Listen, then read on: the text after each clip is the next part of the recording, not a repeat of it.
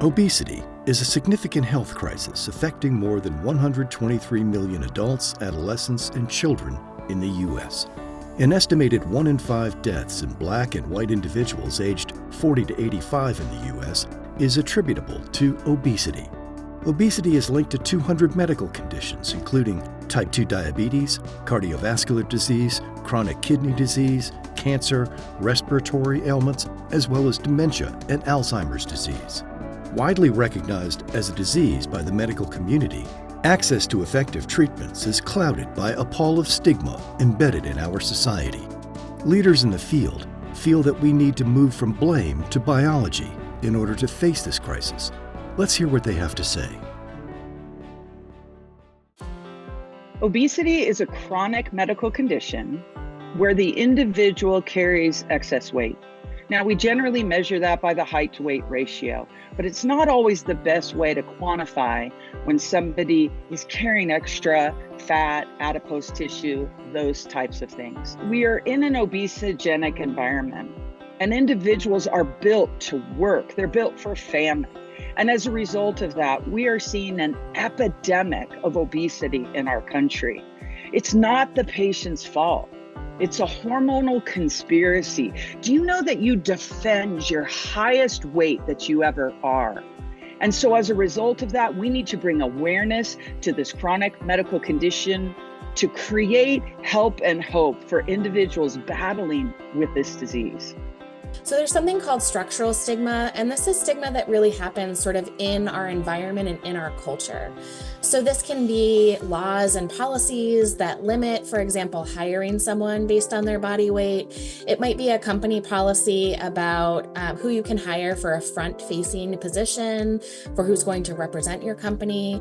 You definitely see it in the media with how people with high weight are portrayed in television, in commercials, in music videos, for instance. And this really works its way into every sort of aspect of society, including our policies at work, including our policies in law.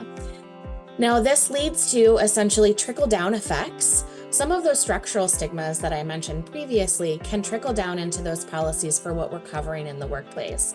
So for example, nutritional counseling might not be covered because we assume that this is a willpower problem and that we should all just know how to eat a healthy, balanced meal. It might be that GLP-1 is limited to a certain time period. We'll cover it for 6 months or 12 months or 18 months. And that might not be long enough for a person to be on that drug in order to lose an effective amount of weight. They might need to take it for a longer period of time. And just like any other medication, like a blood pressure medication or any kind of a diabetes medication, when you stop taking that medicine, the weight is going to return, just like your high blood pressure would return. Just like any kind of problems related to type 2 diabetes might return when you stop taking your medication for diabetes. Obesity is the same way. When you stop taking that medication, your weight is going to start to creep up regardless of how much you're dieting, regardless of how much you're exercising.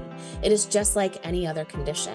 And oftentimes those structural stigmas will trickle down into our policies in healthcare, into our policies and what we're covering with human resources for insurance for our employees.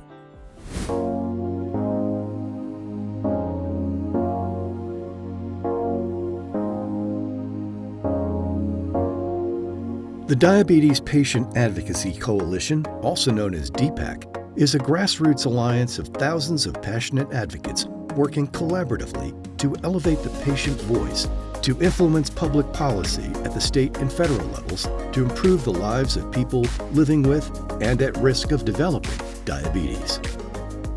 DPAC is a patient-driven advocacy organization dedicated to improving policy outcomes for patients living with diabetes. It's important to me because I myself live with diabetes and have for 41 years. And I have watched what happens when a patient doesn't have access to health care and the things they need to manage their diabetes.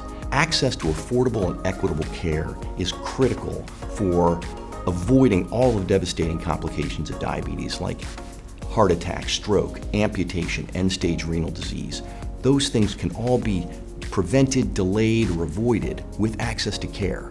We must ensure that we have health equity as the forefront of our policy discussions to make sure that everybody has access to the care that they need. We work directly with members of Congress and state legislators to educate them on the issues that matter most to patients living with diabetes. This is really important because they don't necessarily understand diabetes, so we have to make sure they understand and bring the patient voice to the discussion and through the dialogue so that the patient voice is included in the policy discussions. We advocate for affordable care as one of our most important things, and it starts with insulin. 1 in 3 adults today with diabetes are on insulin. That's both type 2 and type 1. Insulin must be affordable, so we need to cap the cost of insulin at $35, specifically in commercial plans. It's now capped in Medicare, but that's only 20% of the population. 50% of the population gets their drugs through their employer's healthcare. More broadly, DPAC is leading a coalition of dozens of nonprofits working to pass rebates through at point of sale to patients when they're buying a branded drug. The average rebate on a branded drug today is about 48%. So if the rebate is not being passed through to the patient, they are literally paying double what their insurance company is paying for that same drug. Only in drugs is this the case. If you go to the doctor, the hospital, you get the plan discount. But in drugs, you don't, unless they're specifically passing those rebates through at point of sale, which very few are today. We advocate for affordable care as our #1 priority. DPAC is important to me because it represents a voice for the voiceless. When I was diagnosed with type 1 diabetes as a minority woman in a predominantly Hispanic hospital, I had no access to diabetes education or guidance as to where I could go for education, medication, or even physicians that could help guide me in getting the proper care that I needed and deserved. I needed that voice, and now I can provide it to those that need it and deserve it, whether they have type 1, type 2, or even pre-diabetes. It is very important for people to understand what they need, whether it is for medication or devices or even policy changes. DPAC needs to be a voice advocating for access to all of these breakthroughs, all of these new technologies. We want to be part of the obesity discussion to break that curve of type 2 diabetes and remove the stigma of obesity, overweight, and type 2 diabetes. It is not the patient's fault. We've got to move from blame to biology. And DPAC's voice and bringing the patient voice is going to be a big piece of that going forward. To learn more about the Diabetes Patient Advocacy Coalition or to become an advocate, visit diabetespac.org.